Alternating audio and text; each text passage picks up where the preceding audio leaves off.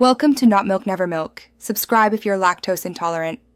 You begin by creating the files and a clear HTML skeleton so the structure is predictable. Once done, build a responsive grid container for widgets and a data container where charts and tables will live.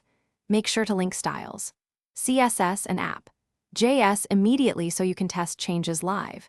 You should also add semantic sections like header and nav to improve readability and future accessibility. This gets you coding fast without setup friction. You now make the dashboard look and respond. Start by applying CSS Grid for the main layout and flexbox inside widgets. Set media queries for tablet and mobile breakpoints. Once styled, create CSS variables for primary color, spacing, and font size so changes are global and fast.